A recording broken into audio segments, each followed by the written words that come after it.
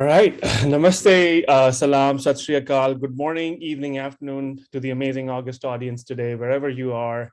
We welcome you to the penultimate day of the second annual DC South Asian Literary Festival that started on April 16th of the instant. My name is Himank Pandey, your host for the event. I hope you're enjoying the literary festival, which has been full of book discussions, workshops, and in conversations with our amazing authors and moderators. Please do not forget to register at https://www.dcsaaci.org. Today's conversation is an author spotlight with our extremely esteemed guest, Ishan Chauhan, and our extremely talented moderator for the session, Shirish Nene. Just to introduce you to our moderator, Shirish Nene has served on the jury of the DC South Asian Film Festival every year since 2016 and can regularly be seen at this and other film festivals in the larger metropolitan area. A brief training period with noted Indian dramatist Badal Sircar started a love for the visual and auditory storytelling arts spanning almost 40 years and expanded from the stage to large and small screens. Mostly, he and his wife have joined DC Storytellers, a dedicated band of movie makers in the DC metro area. From here, I'd like to hand it over to our moderator so that we can continue with the esteemed guest, Mr. Ishan Chauhan. Thank you so much. Over to you, Shirish. Thanks. Thank you so much, Himank. And for our audience, thank you for joining us. Manoj Singh and Geeta Singh, you guys always do such a great job in bringing this festival together. And just picking up from what Himank said, for our audience, hey, we've got much more than just one person. We have such a talented panel. I'm going to start off by introducing them. Ishan, that Himank mentioned. Ishan, you're an author, you're a lawyer, you're an independent researcher. You already have a couple of collections, 2 books, collections of short stories that have already been published. And now your most recent book, India's Long Walk Home with Zunaida, is what we're going to jump into today. You and Zunaida are not only editors of this book, but you're also authors, and we're going to explore some more on that. Zunaida, one of your anthologies is called Straight from the Heart, and what you've done out here with this book, and your story is also straight from the heart. You have a number of different books that have already been published. You've got more in the works. Time permitting, we'll try to delve into some of that as we go along. Mridula Garg is a Sahitya Academy Award winner. She has 30 books to her credit. She writes in Hindi and English. Not only does she write novels, she has short story collections, plays, collections of essays. A number of them have also been translated from Hindi into English. Mridula, we're delighted to have you here. And moving on to Dr. Asim Srivastava. Here's something very interesting about Dr. Srivastava. He teaches a course called Ecosophy, economics, philosophy. We're going to learn more about that as we go along. He's an environmental economist, he's an activist, he's a freelance writer.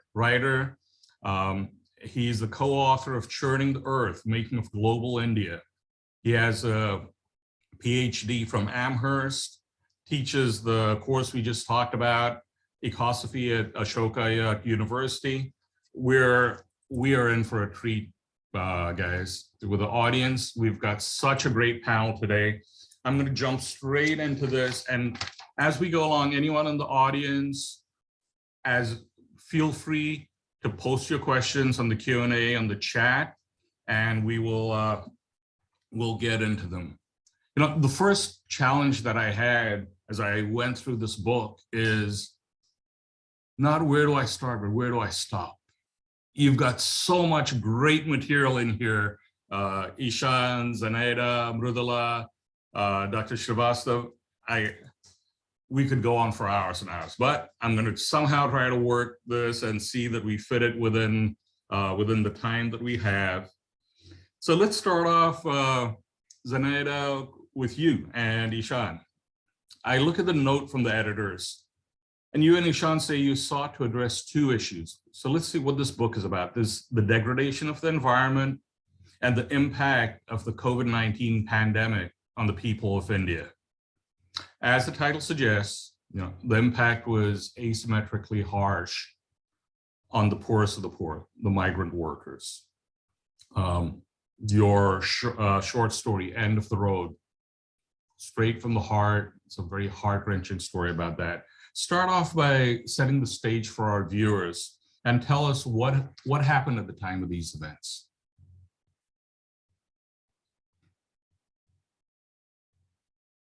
Zanaida, you're on mute. Am I audible now? Perfect. Perfect. Okay, great. Thank you. Right. So there was this time when, COVID was at its peak. And then it started with unemployment. So all of these daily wage workers and these contract workers who basically from the rural areas in the country and moved to the cities for work, suddenly found themselves unemployed and unable to continue their life in the cities. So there was this exodus of people that was moving, this exodus of jobless people that was moving with their families and their belongings back to the villages where they had homes, ancestral property, whether it was huts or shacks, but it was home where they wouldn't have to pay rent and bills and stuff that they couldn't no longer afford. So there were thousands of them, thousands and thousands of these workers who traveled by foot. They made this long journey home on foot. And it was summer, and the temperatures in India, in central part of India, is anywhere between 39 degrees centigrade to 48 degrees centigrade. So it was the heat. A lot of them died of exhaustion. A lot of them died of hunger and starvation along the way, because even if they met people along the way, nobody wanted to help them. Nobody wanted to have anything to do with them. There was a no contact policy. So they just died of hunger and starvation because they had no money or little money. And some of them were too weak. They carried the old, the sick children, the babies, everybody went. And a lot of them died along the way. Now, when you're in the middle of nowhere on a highway, walking home, in the hopes of reaching your village, maybe in 4 days or 5 days or whatever, what do you do with the dead? I mean, you can't possibly carry them along with you. And there were no funeral arrangements along the highways. There were no cemeteries, no cremation grounds. There was nothing. So a lot of these people, the story that I've written is something that it possibly happened to a lot of people. They just had to leave their family members wherever they could find space at the side of the road or wherever. They would collect whatever they found to burn the bodies, if they were Hindu, if they were Muslim, depending on their religious traditions, they would bury or burn or cremate, as the case may be. And that's it. They just had no other option. So this was a time of extreme grief for these people. And at that point of time, the government of India actually was not keeping track of the number of people that made this journey and the number of people that lost their lives. The government actually said that they have no data on this, which is shocking. This is your migrant workforce. These are the people that build, that construct that perform a very important function, and you just say you don't have any data. So, Ishan and I were talking, and this was really bothering us. This really upset us a lot. And we decided that there was something we had to do about it. At least we wanted to put it down on record that, yes, this is the journey that these people made. And it is, it should go down in history, because this is a one-of-a-kind journey. I don't think it's happened before in India. And if it has, it's been a long time since. And, there's definitely never been a journey of people moving due to COVID. Due to other reasons, yes, the Bengal plague and other things, yes. But, for COVID, this was something shocking.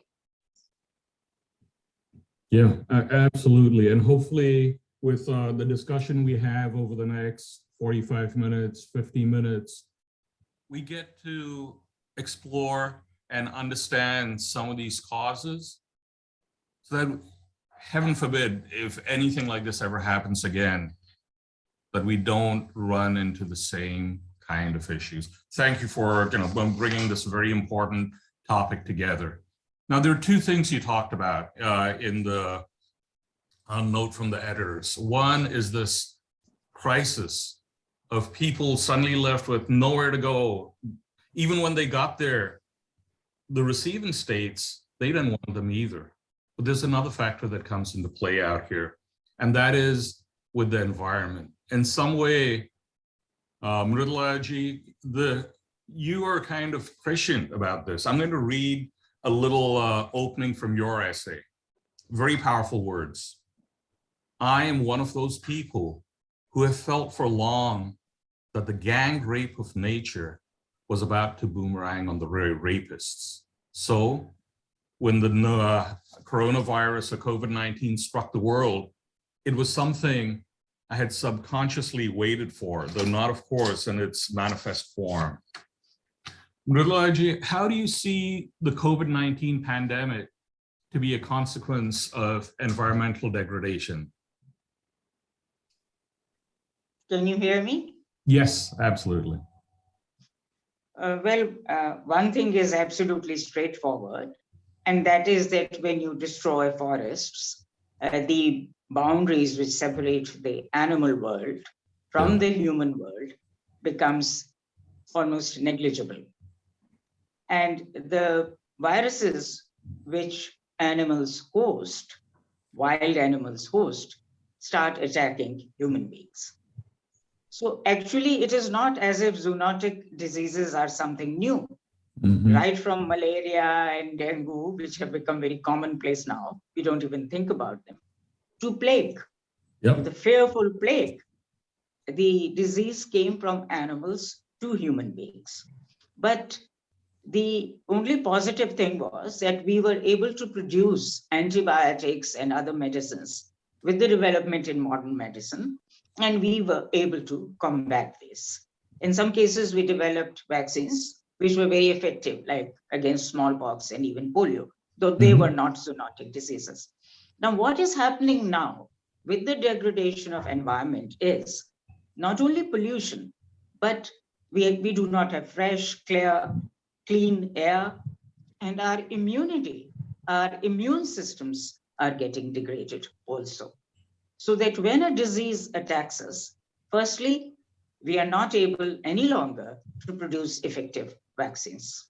We are not able to produce effective treatments.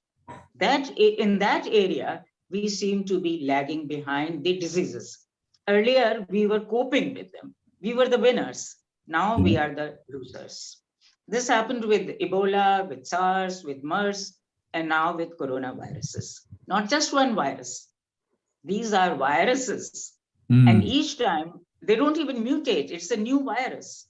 And each time, the doctor and the doctors just don't know.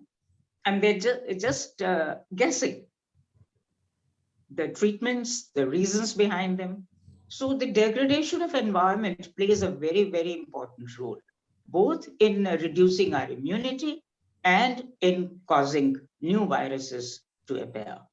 With coronavirus, it seems it's just not going to go away.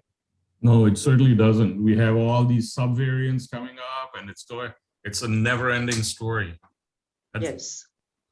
So, instead of producing new vaccines, which are ineffective, the governments of various countries should really think of doing something so that we do not degrade the environment any further. And then there is this climate change, Yeah. because of which there are floods at places which had never had floods. There are either floods or droughts. There's extreme heat. The glaciers are melting. So altogether, the entire scenario is one where the humankind, I called it a war between nature and humankind. So Yeah. humankind is losing against nature, which it thought it had got in its, it had got Control. hold of it. It was in Yeah. its grip that he was the master. The humankind were the masters and nature was the slave. But it is now the other way around. Fascinating. That is what I meant. Yeah, that's such an important interrelation. We think about it as just a disjoint. As oh, these are tree huggers. You're just not practical. But this is a very practical application, which you just pointed out, Gridlaji. It comes in, you're abusing the environment, you're not taking care of it. Little do you realize that what you're doing is creating this perfect storm, if you will. And that gets even worse when we don't know how to deal with it, as we saw with the migrant worker exodus. Yes. In all of this, though, Dr.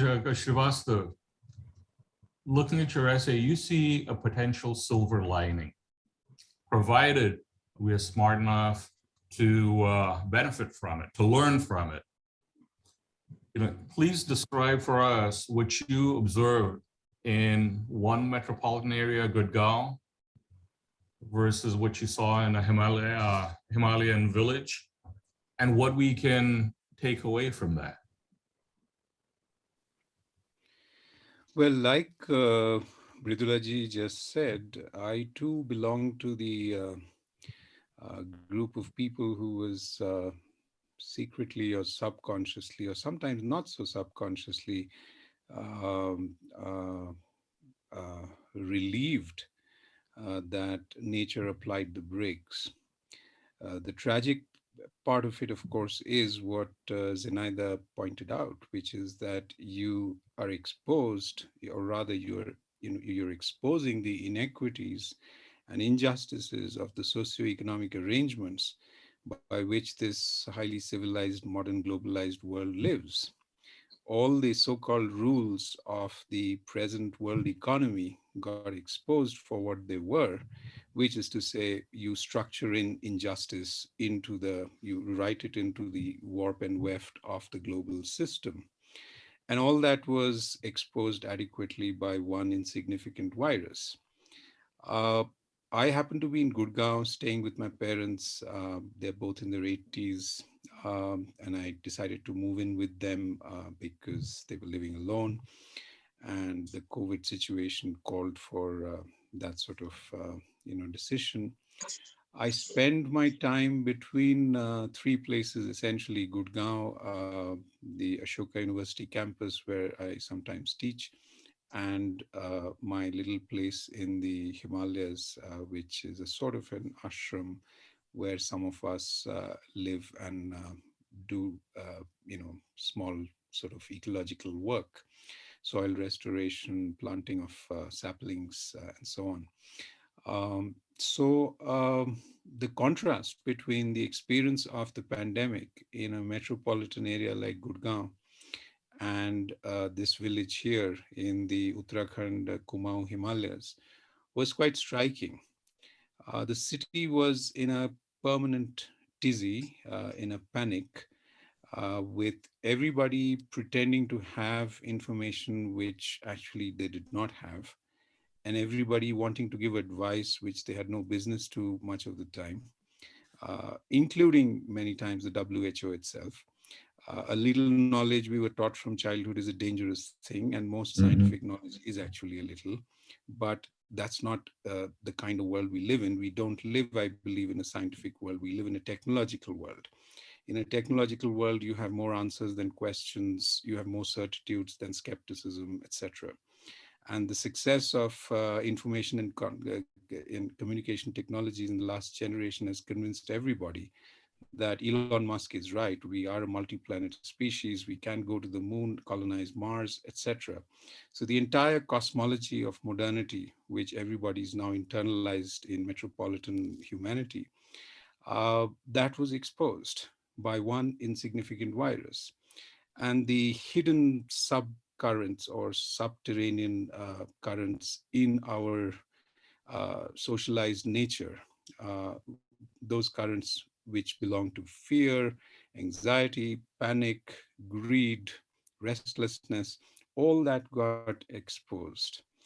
And so the what I call metropolitan humanity and our highly educated classes, both in India and elsewhere in the world, were the ones who were in a panic.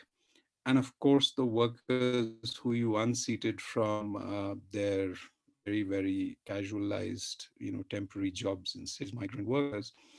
But when you came to the countryside, what I saw here after some months was relative calm, relative ease with the whole situation, taking it not just philosophically, but actually not suffering as much, either physically or mentally, because the coefficient of movement or the quotient of movement is much less. People don't move around restlessly, madly, taking 3 flights in a week and so on.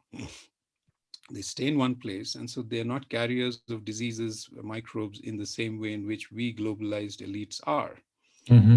And so if you look at the record of countries in Africa and compare it with North America or Europe, there you have it. Countries which did almost nothing by way of conscious effort on behalf of the state of these countries actually survived the pandemic pretty well. Countries like Tanzania, Nigeria, many places like that. Right. Whereas Belgium, Netherlands, Denmark, with, like Mridulaji said, highly challenged immune systems which are extremely dependent upon artificial stimulants and inputs. They were the ones who got exposed, and you have 1 million Americans dead, and so on. So it's one of those crises which is actually unlike what a lot of the left and liberal thinking on this has succeeded in admitting, uh, shown that the rich are as much in danger as the poor, if not more sometimes. And that is something which I see as a silver lining, which is to say that policy elites need to think carefully now about how they guide the ship of the global economy. And there's a lot to say about that, but I think I've might have answered your question already. You have, and what I love about these conversations with all of you is there's no limiting to just this. We can go explore other things, and this whole conversation is a journey of discovery. Now, one of the things I take away from what you said is not only were the with the tourists, the people coming to places like that, a Himalayan village, the fact that they couldn't travel was yet another benefit, because they were putting this additional burden on that environment. The people, tell us about what happened out there. The people weren't able to get water because all of it went to all these tourists. But now changes are happening. There's a equilibrium kind of establishing itself again. Describe that to us. So everybody saw pictures of the clearer skies, right? You could see Yes. the Himalayas from Jalandhar and places like that, It was perceptively cleaner air that we were breathing, for that matter, even in the national capital region in around Delhi, right? The air was cleaner. Water returned to, seasonal streams. The perennial streams became cleaner in terms of the water they were carrying. Uh, what it showed, I teach this stuff in courses. What it showed was the most effective answer when it comes to facing the planet's ecological crisis, or more accurately, the Earth's ecological crisis, looking at it from within rather than without. The most effective way to do it is to actually stop what you're doing right now. Mm. That's the hardest thing to tell people nowadays. You can't tell people don't do what you're doing. You know, it's supposed to be against liberal values, freedom, God knows. All sorts of Right. consumer liberties have been confused with freedom. Freedom has nothing to do with consumer liberties in the first place. But modern Western political thought equates freedom and liberty. If you look at the origin of the word freedom, it's from the old German frei, and it means the capacity to love.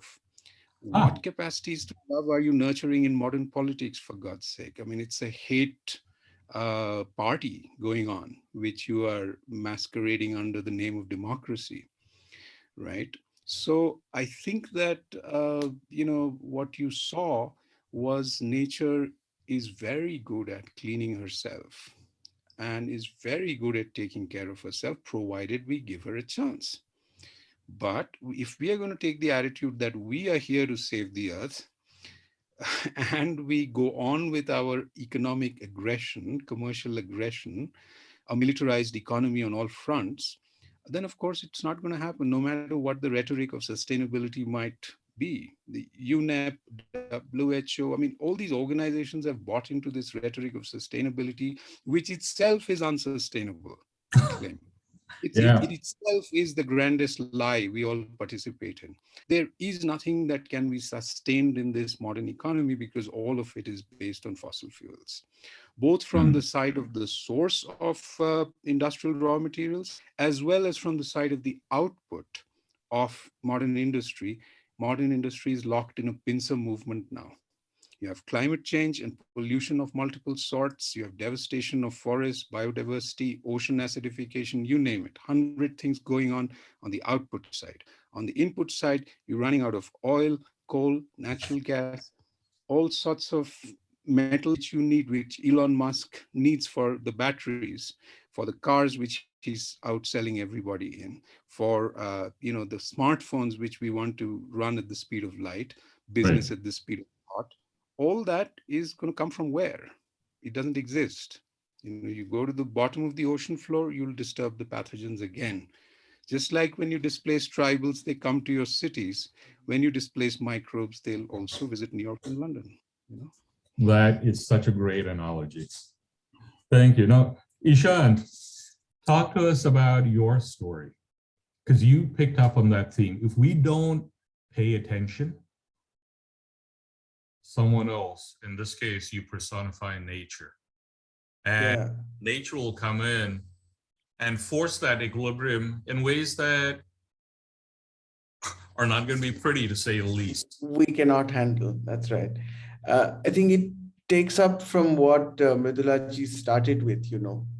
We are in a world where humans are in some sort of farcical belief that they are actually on top. When the basic truth is that we need the environment to survive. The environment doesn't need us. Humans are a relatively new entrant into this universe.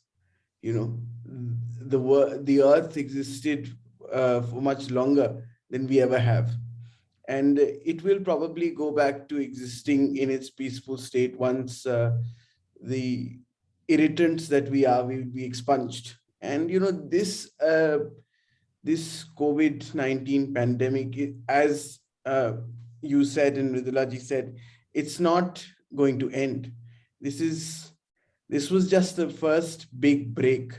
There will be many more to come, and we have um, Asim ji and we often disagree, and we often talk about the ways the world is dealing with it.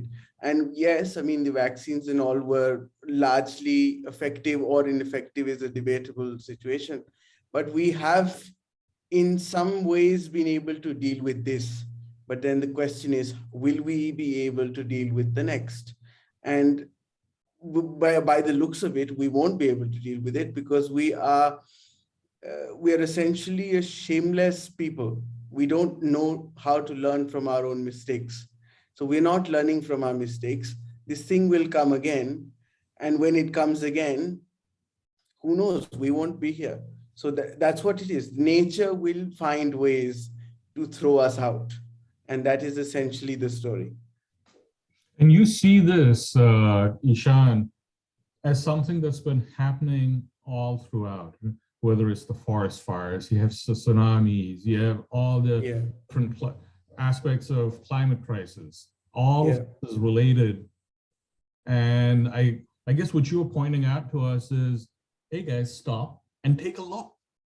Yeah. So we think COVID-19 is one of a kind. It is, but it's happening in microcosms all throughout. All throughout. That's right. Come and pay attention to that. We better pay attention or we won't be here anymore. And you know, it is something we can't stop human activity. It's just not possible for us to stop human activity.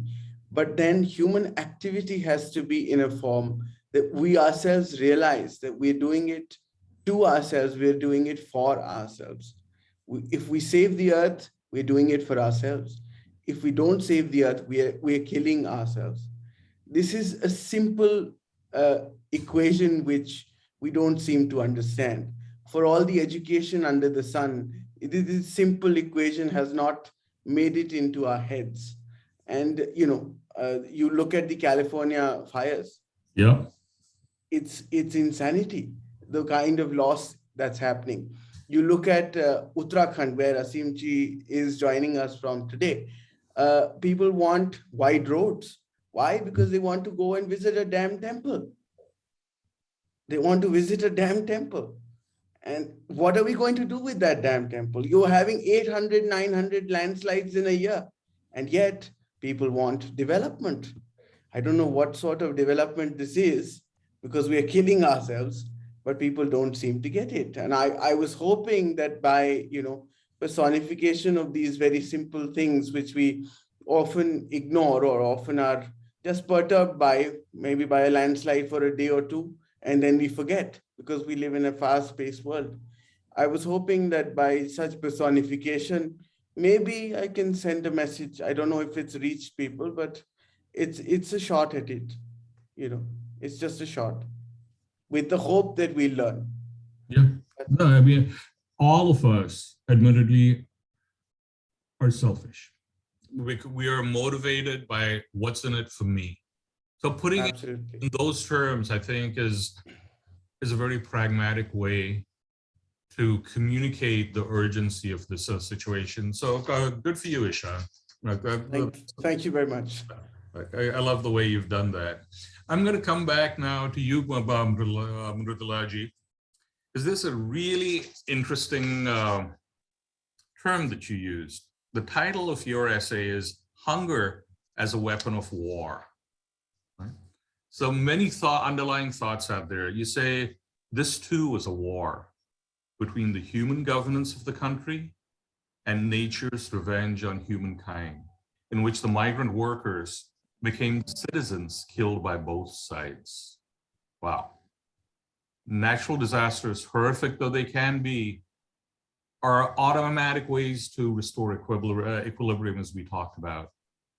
Human wars are also driven by some specific intent. This thing about hunger as a weapon of war, do you feel human and government actions were driven by intent in the tragedy that was perpetuated on the migrant workers, and that they use hunger as a weapon in this war? Is it intent, ignorance? What is it? It is not ignorance. It is intent. This long walk back home is not something that happened only once. Zanada talked about this long walk back, but she did not say that people were prevented from going back home. No buses were plying, no trains were plying, nothing. Not only that, each state behaved as if it was a different country. At the border, people were stopped and turned back. So the migrant workers who had first fled from their villages because of the push factor, not because of the pull factor, to the cities, and they had to come here to earn a living, and they were cheap labor. They were always contractual labor. They had no rights. They did not form unions, nothing. And we must realize that this is not something which has happened just now. Right from the beginning, right when we got independent, there has been no rural policy, so to say, no policy which would safeguard the villages. All the industries were in the cities. There were no sources of employment in the villages. Nothing was done there, only farming. And farming was dependent, as everybody knows, on the weather and on crooks. Just to call a spade, the market, which was peopled by crooks. So they fled from the villages to come to the cities. And then when the coronavirus came, they were jobless, homeless, foodless. And the governance, it was a policy failure. They were not allowed to go back home where they could at least share, as Dr. Srivastav said, the poor still shared. So whatever little was there in the villages, they could share. But we all know that this will happen again and again. Later on, when they actually got the disease, when they were prevented from going back home, it was said that they were carriers when they were not. They had not yet acquired coronavirus. They had more immunity. On that point, when I read your essay, one of the things that I recall as the pandemic started, no one knew what was going on, what it is. Are they really infected? Are they carriers? Would they have known? And that's where I struggle with it. I understand what you say about the intent, because everyone is concerned, again, that thing about being selfish. Not in my backyard. The neighboring state, don't you come here, you stay out there. Yeah. The migrant workers, I don't want to let them go because tomorrow if this opens up, I don't want to lose this source of labor. I don't want to keep Exactly. That is the whole point. Now, when they go back to the villages, after a while, they'll again come to cities as migrant workers. Yeah. So actually, we are colonizing ourselves. Wow. We are our own colony. What the colonizer did was to turn us into cheap labor, and also used us to produce things cheaply, on which we thrived. So we're doing the same thing to the villages, and we have been doing it since 1947. And we will go on doing it. So it is intent. I very strongly feel that the government was never interested in saving the migrant workers. It did not matter whether they contracted the disease. In fact, they were not likely to contract the disease. They contracted it only when they had to, gather together in hordes to get one measly meal. And not from the government. Whatever they got was from private charitable institutions, particularly the much maligned. Yeah. So particularly the Gurudwaras. Yeah. Most particularly the Gurudwaras. And even, neighbors, each other. I remember my people who came to work for me saying that to hell with Corona, we are going to die of hunger. Yeah. The rich may die of Corona, we'll die of hunger much before we get Corona or anything like it. So we have built an economy where we are sure that there are hordes of hungry people who will be available as cheap labor. I find this term migrant labor so offensive. Have they come from another country? Migrants from where? Why? Within a country, you are making people flee from villages because you are not building anything there. You're still not going to build it. When we built heavy industries, much was said about development and how it will provide jobs. Jobs to whom?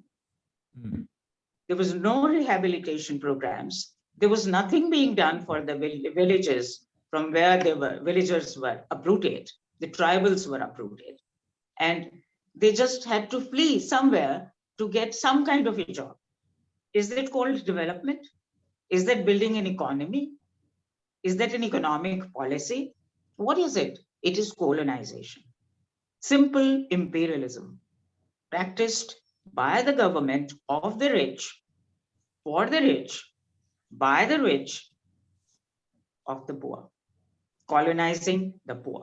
The government is a symbol of what the rich and the mighty want and get.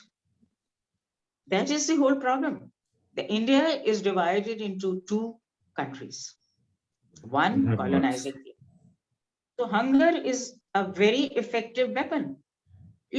I know conventionally wars are between nations, Mhm. and they use all kinds of weaponry, now chemical and biological, but they also use two weapons, rape and hunger. Mm. Mm.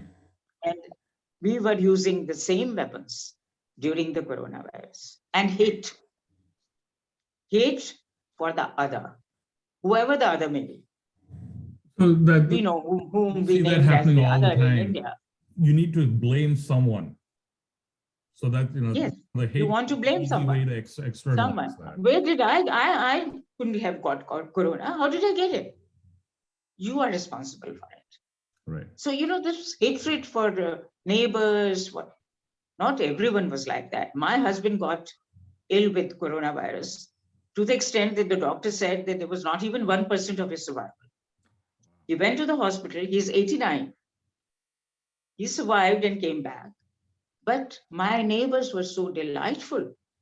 I mean, they just asked me, uncle's got corona? I said, yes. Oh, doesn't matter, he'll be all right. Nobody, behaved, even when he came back, none of my neighbors castigated us. None of the neighbors tried to, keep away from Ostracize you. us. Yeah. Not at all. So I was very lucky, but I lost my brother. I lost a very young niece. But my husband, by sheer willpower, I think he just survived. Cussedness, I call it. But the delightful thing was that the maid never stopped coming, even while he was at home with COVID. I live on the ground floor of a building. People who live on the first floor and the second floor were so kind. So they probably came from villages, and were new to cities. So they had not yet acquired the culture of the cities. But I found, the hawkers and all these people being helpful. It is the very rich who only gained from it. So this was a war. This was a war between people of a country. And I thought, I don't know whether I wrote it in this essay or not, but I felt there will be more wars between people of a country till, we reach a final resolution where people realize that they have to preserve nature, that they have to stop exploiting it, as Dr. Srivastava said. In the beginning, there was no coronavirus cases in Uttarakhand, but later on it reached there. Yeah. It was not as if they remained protected from it. There were no such cases earlier in Kerala. Then Kerala became absolutely one of the leading corona centers. So because, people travel. Yep. And people don't wear masks. In India, it was considered infra-dig to wear masks. Only the poor wore masks. The middle class people is above it. They are above it. I remember asking one person, why are you not wearing a mask? I said, I asked in Hindi, Nirakshar ho kya? He said, what? I said, that's exactly what I mean. Are you illiterate? But see, that goes back to a point that Dr. Srivastava said. We confuse democracy and freedom with, pardon my French, but not giving a, about the other person. That responsibly, along with that freedom, the democracy, there's a level of responsibility that we have towards others. You talked about caring for the environment as a way to prevent this. Chaya, from our audience, brings out another question. He says, what are the things we can do to avoid this? Is one aspect is, okay, be more conscious of the environment. We're stewards of the environment. We don't own it. We're just stewards for our children. But what about this thing about not in my backyard? You have the rich using hunger, you say, as a weapon. People may debate that kind of a translation, but there's a fact out there. It's where the people in power, how can we communicate that to them? Not just for the environment, but why is it important to pay attention to this migrant community? What is it in for them? Maybe that is what would also help change this motivation. Well, what are your thoughts on that? And I'll open it up to the whole panel.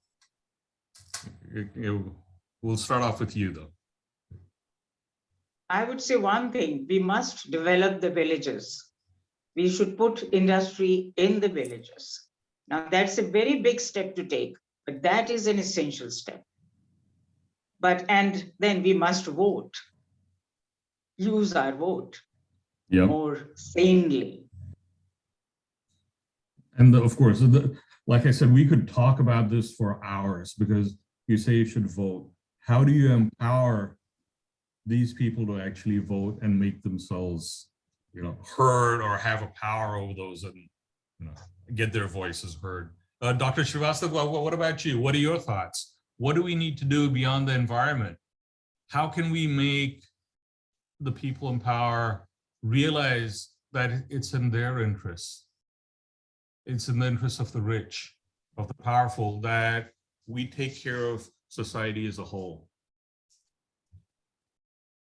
Any thoughts? Well, the trouble is that it's not in their short-term interest to listen to any of this.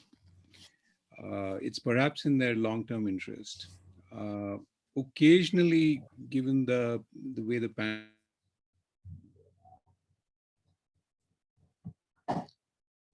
Have we lost it? Yeah, well, we can't hear you, Dr. Srivastava. Well, Why don't you jump in? yeah, I guess I'll jump in, and then if he joins us back, he can. Yeah. The three of us here, Zenaida is a teacher, Dr. Srivastava is a professor.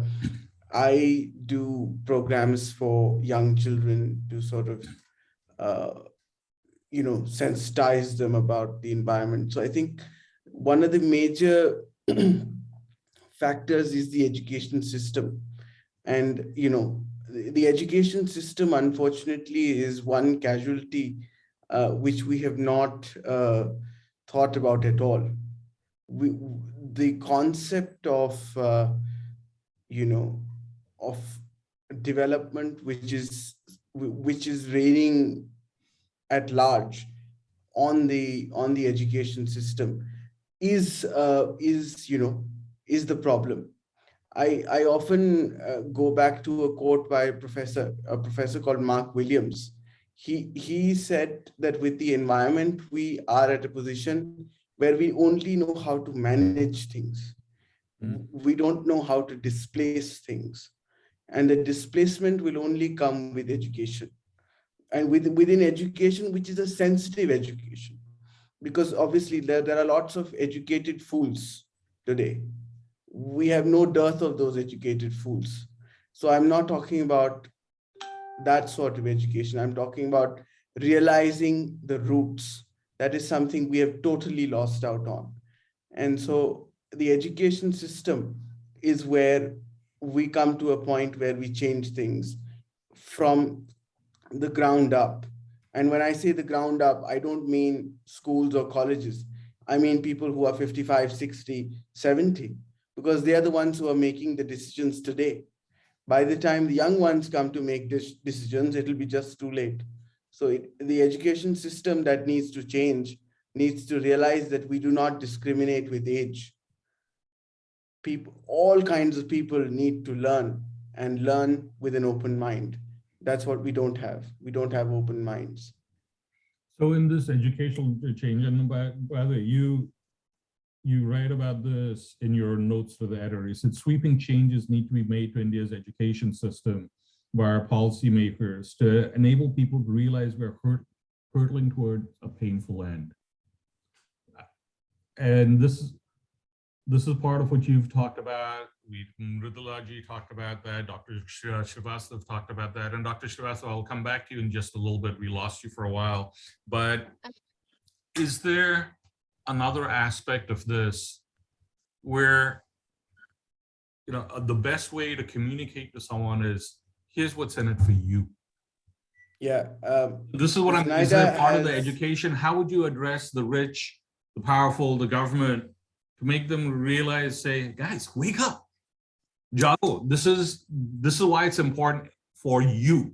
Do it because it's selfish. Yeah, Zenaida has something to say. Yeah, please. When we talk about the rich and, you know, the policymakers, they're all rich. They feel that the concept in India is that money can buy everything.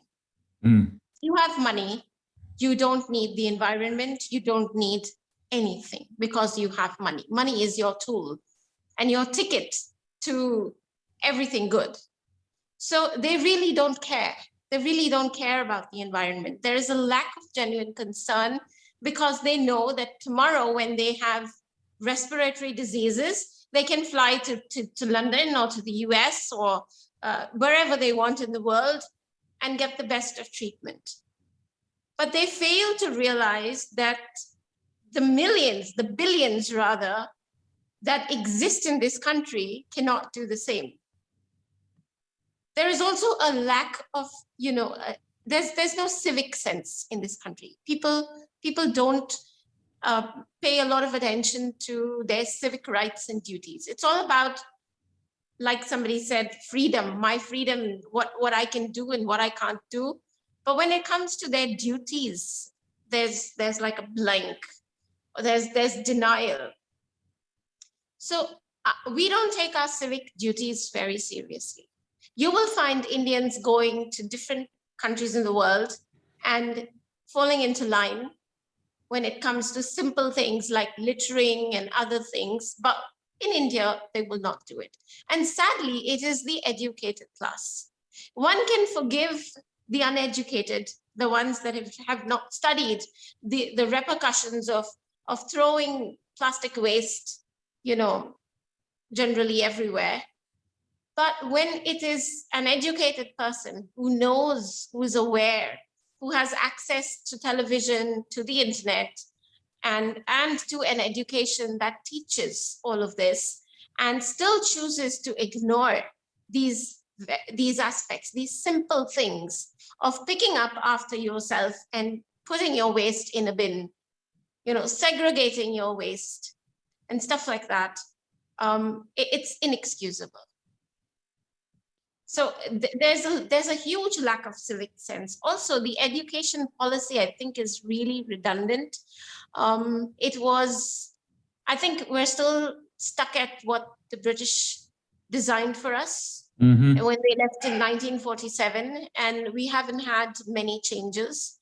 So we're trying to function with an education policy that is 100 years old, and or anywhere close to that, 80 years old, I don't know, maybe. And we're trying to take that and go into the future, which is ridiculous, really. There's also this petty division that has emerged over the last 20 years or so, last 15 years, the last decade and a half. And there's very little tolerance, very little acceptance in this country. People are not open to change. They're not open to each other. There's so much of hate, like Mridulaji mentioned. And hate is something that just puts the blinders on, and they refuse to see beyond their pettiness and their hate. And sadly, it is the government that is encouraging this hate often, and propagating it and feeding on it, and magnifying it, and causing people to act irrationally. So this has to change. We have to understand that we were a country of different people, different faiths, different cultures, and we are still a country, and we will continue to be that same kind of country. You know, the breakup of people is not going to change. Everyone is not going to fall into line and be of one religion and one culture and one frame of mind and one thought process. And we just have to learn to work with that. But instead of learning to work with that, there is a regression. We're going backwards. We seem to be going backwards. The education policy is regressive. Just recently, I happened to read in the news that the education ministry has decided to take out chunks of Indian history from the books and omit it entirely because it's not true, it doesn't belong to a particular faith. So we study history in a series up to a certain year, and then we say, oh, this is foreign invaders. We throw it away, and then we go down 70 years later or 200 years later, and we pick up where we left off. So that is how what you're saying is we need to keep the balance, not only we need to keep the balance, that, but include the stuff that was removed. I think as opposed to the pendulum swinging one way, all the stuff that was suppressed with Macaulay, say, or if there's include that, but here don't remove other things, is what you're saying. Yes. How does removing something that happened in this country help you gain knowledge? I mean, But I want to make sure though.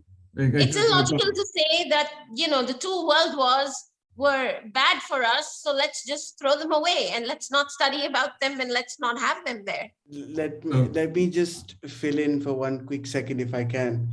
And Yeah, guys, We're a little time check. We only have 3 minutes left, so. right. I just one small thing. These divisionary tactics are taking away from what Dr. Srivastava mentioned, what Mridulaji mentioned. We're losing the bigger war, but we might be winning tiny battles. And so that's I think that's my concluding thing. We're winning tiny battles, but we're losing the big war. And once we lose that, there's no saving us. Yeah. One sentence. Please. Can I suggest something outlandish? Yes. Let's have some Adivasis as educators to tell us about how to deal with forests, how to deal with traditional knowledge, and how to look after the earth. I love it. They should be called to a conclave, and all the politicians should be made to listen to them. I love it. That's what we should do as citizens. I love it. This has been a fascinating discussion. Himank, I'm sorry I couldn't get into the details of your specific question, but I think Some of the anecdotes we've heard have addressed that. Absolutely. Yeah. So just pulling this all together, we need to collectively understand this, it's not someone else. We're all interrelated, we're affected by it. And if there's a tool, it's through education. And it's not a switch that's going to go off, but we've got to effect a cultural change. Civic sense is not developed by turning off a switch or on or off a switch. It's going to be through education. For our audience, thank you so much for joining.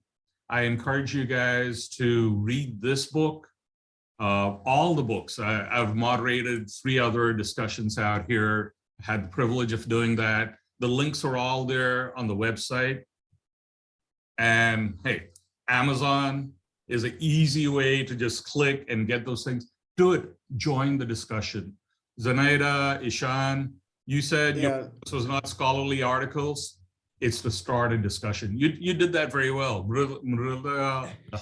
Mridulaji and Dr. Srivastava, you've done that well. Thank you. It's time. On behalf of Zunaida and myself, just thank you very much for having us here.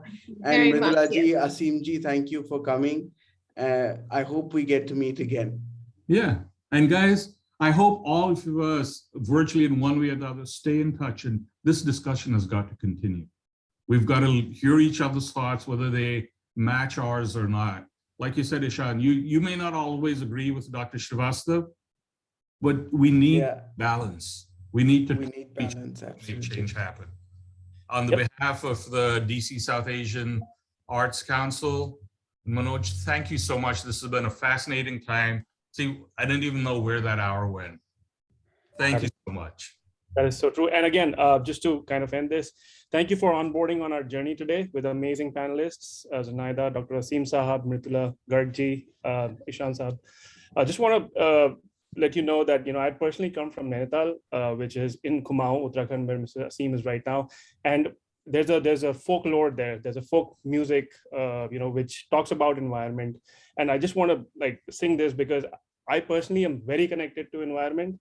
And it says, आज हिमालय तुमन के धत्यूं छो जागो जागो ओ म्यारा लाल नीकरण दियो हमारी गुलामी नीकरण दियो हमरो halal. So this is basically the Himalayas. They're calling out that don't spoil what you have as nature.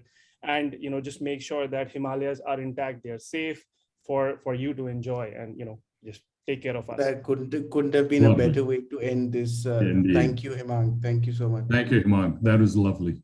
Awesome. Thank you, everybody, and have a great. Thank you so much. Thank you. Thank you, everyone. Thank you. Thank you very much.